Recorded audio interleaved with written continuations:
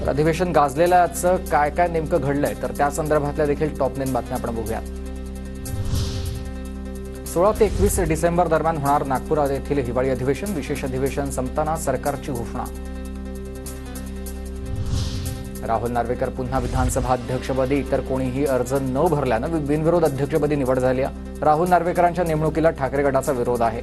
बिनविरोध अध्यक्ष निवडीला आमचा पाठिंबा, पण नार्वेकरांना नाही। आदित्य ठाकरे आक्रमक। विधानसभा अध्यक्ष म्हणून राहुल नार्वेकरांनी 2.5 वर्ष न्यायाधीशाप्रमाणे काम केलंय। देवेंद्र फडणवीसांकडून कौतुक। विरोधकांना वारं न कळल्यानं त्यांची दुर्दशा झाली आहे। फक्त विरोधाला विरोध करणं सोडून द्या।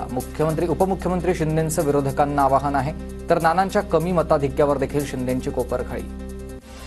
तुम्ही जिंकली, तेलंगणा जिंकलं, कर्नाटक जिंकलं, झारखंड जिंकलं, तुम्ही लोकसभेमध्ये जागा जिंकल्या। हे कसं आहे, हरलो की ईव्हीएमवर आरोप करायचा। तर गेल्या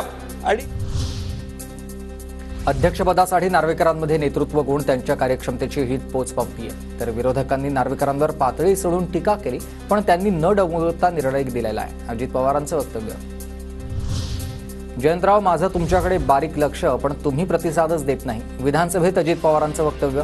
तर अजितदादा आपल्या पक्षाचे घोषवाक्य आहे, योग्य वेळी योग्य निर्णय। जयंत पाटलांचं अजित पवारांना उत्तर। जयंत पाटलांबाबत राज्याला गुड न्यूज मिळणार आहे। जयंत पाटील योग्य वेळी योग्य निर्णय घेणार। अमोल मिटकरींचं वक्तव्य। 208 मतांनी नाना पटोले वाचले। 208 वाले रंगही विसरायला लागलेत।